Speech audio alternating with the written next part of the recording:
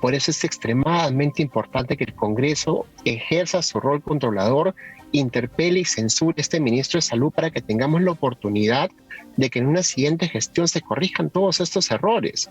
Y como ustedes pueden haber visto las noticias, no es que ha sido un error, ya 2, 3, 4, 5, y no van a dejar de suceder porque no tienen las competencias para gestionar algo tan complejo como es el Ministerio de Salud.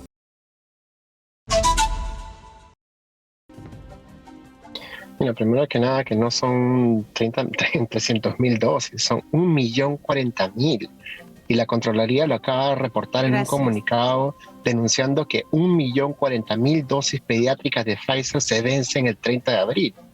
Entonces el ministerio ha salido como siempre, ¿no? Engañar, manipular las cifras, y ahora salen declarando que no son solo 300.000.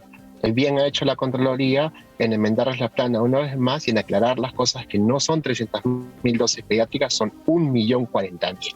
Y eso diagnostica en sí parte del problema, ¿no? Han perdido la rectoría del Ministerio de Salud, ya no tienen un control de cuántas dosis están en las regiones ni cuántas se reparten.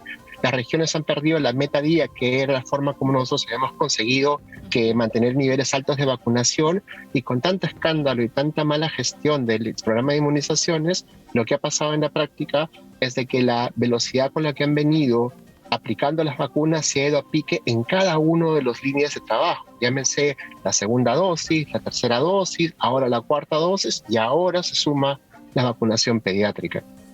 Así es, pero también recordemos, señor Quispe, de que cuando ingresa el doctor Condori, el equipo consultivo del MINSA renuncia junto con otros asesores como usted.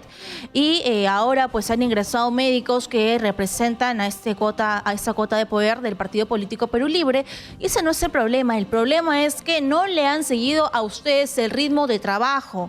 El problema no es si vienen del APRA, si vienen de Perú Libre, sino es que gente que no está a la altura de ese cargo. ¿Cómo podemos ahora buscar reivindicar al MINSA? Porque, como usted dice, así sean 100.000 dosis, ya es indignante y es preocupante. ¿Cómo hacemos para que estas dosis no se pierdan? ¿Existe alguna opción? 30 de abril es pasado mañana. ¿Qué hacemos con esa pérdida?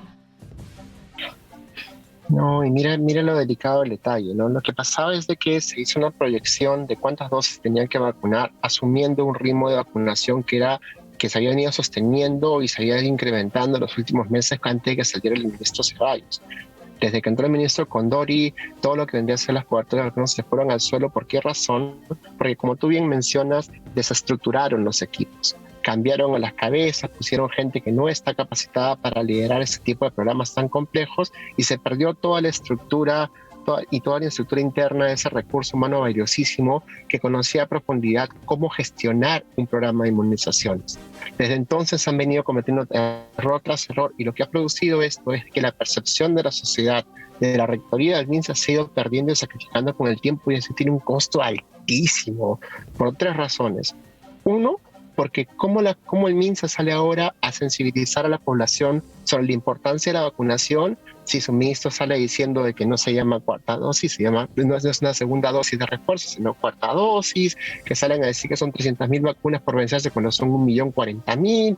Entonces, toda esa serie de errores lo que hace es incrementar el descrédito de estas autoridades que actualmente dirigen el Ministerio de Salud, y eso ya se ha evidenciado en diferentes estudios que es un factor de riesgo de muerte en pandemia. Por eso es extremadamente importante que el Congreso ejerza su rol controlador, interpele y censure a este ministro de Salud para que tengamos la oportunidad de que en una siguiente gestión se corrijan todos estos errores.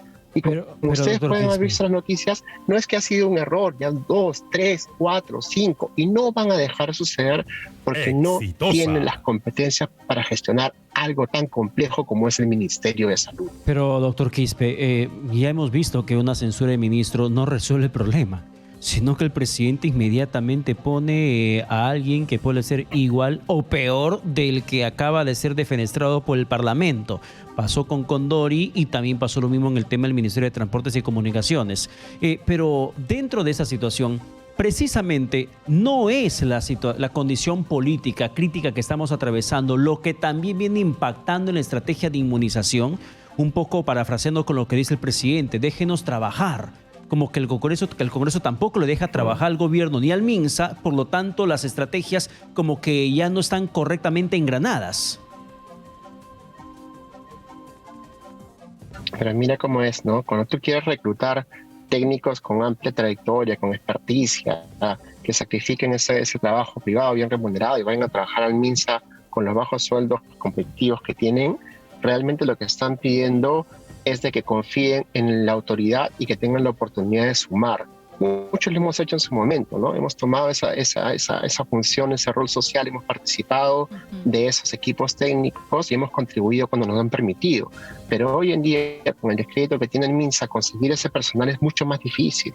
Y no solo eso, sino que pónganse a pensar un poco en que no solamente es la jefa de inmunizaciones, es su segunda cargo, la coordinadora regional, cada uno de los jefes de regiones, cada una de las personas que trabajan en cada y ese personal maravilloso de enfermería que tiene tanta experiencia en programas de inmunizaciones, esos equipos de epidemiólogos, esos equipos de las unidades de análisis estadístico, la Oficina General de Tecnología de la Información. No es solamente el programa de inmunizaciones en sí, sino son todos los equipos que contribuyen en este equipo intersectorial, multidisciplinario, que se había constituido porque precisamente el programa de inmunizaciones era el programa insignia del Ministerio de Salud.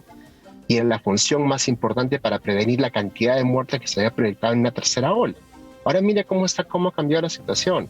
Tienes una nueva variante en China que está arrasando con China porque cometieron el grave error de no vacunar a sus adultos mayores como prioridad. Tienes la variante BA4, BA5 de Omicron disparándose casos en Sudáfrica. Tienes en Estados Unidos la variante B.2.12, que es una variante mucho más agresiva que la que nosotros conocimos como Omicron, que era B1.1. Entonces, realmente las condiciones están dadas, si es que no protegemos a nuestra población, para tener muertes que son completamente prevenibles en una cuarta ola.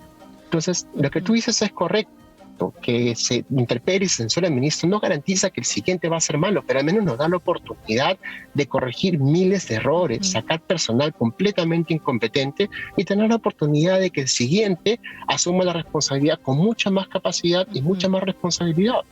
Sumo Entonces, yo a su sí lista. Es cierto, no lo garantiza, pero es importantísimo recuperar el rol rector del MINSA y toda esa experticia maravillosa para que de ese personal altamente calificado que todavía está ahí escondido en el Ministerio de Salud tenga la oportunidad de hacer su trabajo.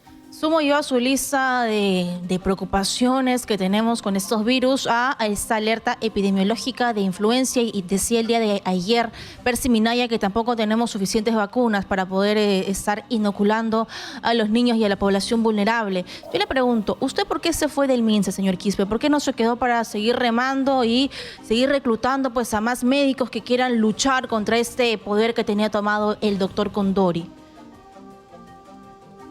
Porque el doctor Condori nos puso en jaque desde el inicio, ¿no? Nos obligó a justificar el agua racimada bendita esa. Cuando yo, como asesor científico del ministro de Salud, me llega ese informe, que era una cosa que no tenía ni pies ni cabeza, emito una opinión muy dura en contra de esto, y obvio eso genera unas incomodidades que al final lo mejor era dar un paso al costado. No estaban dadas las condiciones y la persona que habían puesto no estaba calificada para ser ministro de Salud. Y Jorge López está calificado en tenido ocasión designado en su momento por Hernán Condori y es el que ahora se encuentra al frente del Ministerio de Salud y más allá sobre la justificación que no es segunda dosis de refuerzo sino en cuarta dosis, por lo tanto lo damos completo con los 100 microgramos. Más allá de eso, Jorge López sí tenía el perfil para ministro de Salud por encima de Hernán Condori. Recordar que Jorge López lo trajo con Condori, ¿no? Era su viceministro de Salud Pública. Lo único que han hecho es mantener la gestión de Condori, ¿no? Y como bien dice Kilderan, de manera bastante ácida, pasamos de Condori a Condorito, ¿no? Entonces, la realidad es de que no tenemos ministro de Salud calificado y con él los equipos que los rodean, lo único que han hecho es ahuyentar a todo el personal calificado para colocar gente por sueldos. Y toda la plana de la alta dirección del Ministerio de Salud está comprometida. Entonces es importantísimo recuperar esa experticia. ¿Por qué razón? Porque esto no solamente tiene que ver con las vacunas, tiene que ver con todos los demás programas. Se ha dejado, miren cómo está la ejecución de gasto, miren está con la especificación del presupuesto de salud para el próximo año, miren cómo están los demás programas y las metas, cómo están avanzando todos los programas de inmunizaciones. Y esto que ha pasado con el programa de influenza, de cuando se requieren vacunas, se encuentran que no hay, tienen que salir a comprar de emergencia, es sintomático del enorme daño que le están haciendo a la salud pública en el Perú, poniendo gente incompetente en los altos puestos de la dirección del Ministerio de Salud. Sin contar que luego de su entrevista vamos a dialogar con uno de los pacientes de la cannabis medicinal. Nos reportaban aquí que Ceballos lo había reglamentado junto con el Congreso y que ese Poder Ejecutivo hasta el momento no lo pone en práctica. Y pues hablamos de gente que tiene hijos parapléjicos, que tiene enfermedades terminales como cáncer y que requiere realmente que eso se ponga en ejecución. Pero ni el ministro Condori lo ha hecho, ni el ministro López lo ha hecho y no sabemos qué vienen realizando porque el MINSA se cae a pedazos y nadie lo puede negar. El nivel de la crisis solo va a escalar, ¿no? Y la crisis en la que está metida el Ministerio de Salud, solamente estamos viendo los primeros síntomas. Poco a poco se va a hacer más grave hasta que se hagan muchos de esos problemas insostenibles. Lo que ustedes mencionan, ¿no? La implementación de la reglamentación del uso de cannabis medicinal, la implementación de la ley del cáncer, la ley de cáncer pediátrico y otra serie de iniciativas como la agenda digital, historia clínica electrónica. Todos son programas insignias que teníamos en el Ministerio de Salud y que se han ido cayendo precisamente porque la gente que ha tomado la posta no tiene la más mínima idea de lo que está haciendo. Y eso es imperdonable. Y el costo a largo plazo va a ser mucho más alto. Por eso insisto, llamamos al Congreso para que actúe, interpele y censure a este ministro de Salud para que ponga en jaque al presidente Castillo y por el amor de Dios recupere esos equipos que había perdido. Y nombre a un ministro de Salud realmente capacitado para el puesto. Pero, doctor Quispe, y a esto debemos sumar además el hecho de que existe más de 500 000 de adolescentes que aún no han recibido la vacuna. Y eso que la campaña ha comenzado hace 6 meses en el país para vacunar a los menores de edad. Sumado a ello, las flexibilizaciones que van a comenzar a regir en ciertas regiones del país desde este domingo 1 de mayo en cuanto al uso obligatorio de la mascarilla, que pasará a ser finalmente opcional en algunas regiones del país, como el caso de Lima Metropolitana y el Callao, también Lima Provincias. Pero, ¿qué es lo que pasa en China? Si estamos acá relajando medidas, lo que sucede en China ¿nos debe generar preocupación o lo debemos tomar como un hecho aislado? Exitosa. No, estamos sufriendo los impactos de la grave crisis sanitaria de China todo, ¿no? Paralizar el puerto de Shanghái, que es uno de los más importantes del mundo, eleva los costos de los fletes y afecta a toda la cadena productiva. Entonces, realmente la crisis global se siente precisamente porque China está ahorita paralizada. Ya van 196 millones de personas puestos en cuarentena total y ahí llevan más de 3 semanas. Ese tipo ese impacto, ese nivel de compromiso del Ministerio de Salud de China tiene que ver precisamente porque la estrategia que ellos implementaron fue una estrategia que privilegió la población económicamente activa, los jóvenes. Las tasas de cobertura de vacunación en China en adultos mayores son muy bajas. Con lo cual, si tú vienes a lidiar con una variante tan contagiosa como Omicron, no tienes la ventaja que tenemos nosotros, que hicimos completamente lo contrario y lo correcto, que era priorizar a los adultos mayores porque tienen el mayor riesgo de muerte. De las proyecciones del CDC de China, con una población tan adulta mayor, con coberturas de vacunación tan bajas, eran que iban a tener una cantidad enorme de muertos, por lo cual no les quedó otra alternativa que hacer cuarentena total, que es el último recurso. Entonces hay que entender de que los chinos no están locos para poner en cuarentena a 196 millones de sus ciudadanos. Entonces la información que ellos manejan, la información que están tratando al día a día es para evitar una crisis mucho más mortal y con unas consecuencias terribles para su economía. Muy bien, por este lado del mundo tenemos la suerte de que logramos ese 80% para prevenir la mortalidad de la tercera ola, pero todavía tenemos un 50% de la población pediátrica desprotegida. Tenemos una población del 20% de los adultos que todavía no completa su tercera dosis. Y mira cómo es la inequidad. Si tú empiezas a comparar las cifras por regiones, vas a ver que la brecha de coberturas de vacunación se ha ampliado. Mientras que había unas regiones que les va muy bien, a otras les va muy mal. Y si antes habían diferencias de 10, 20%, ahora hay diferencias de 40, Exitosa. 50% entre una región y otra. Y eso es imperdonable, eso es falta de cobertura, falta de planificación, falta de entendimiento de la complejidad que implica montar un sistema y un programa de inmunizaciones. Muy bien, doctor Quispe. Justamente revisamos la información y son cerca de 27 ciudades de todo el país de China. ¿Cuál debería ser ahora el plan de contingencia? Lo venimos reclamando. Recuerdo cuando salió ese virus del COVID, pues acá decían No, bueno, está en China, no va a pasar nada y llegó el virus en marzo. Lo dijimos con la guerra también. Hay una guerra, va a golpear la economía. Bueno, está en Rusia y ahora afectados con una superinflación. China está en confinamiento, como usted menciona. ¿Qué deberíamos hacer ahora, ya? Y ojalá el MINSA nos escuche. Implementar un plan de salida, ¿no? Recuerden que cometieron el gravísimo error de levantar las medidas de las mascarillas en espacios abiertos, que era lo correcto, pero no han dicho bajo qué criterios se tienen que volver a implementar si es que los casos vuelven a incrementarse. Mira cómo está Estados Unidos ahorita enfrentando BA.1.12, que es una variante que es mucho más contagiosa que la variante BA2 y está ahorita levantando los casos, incrementando estas hospitalizaciones en ciudades como Nueva York.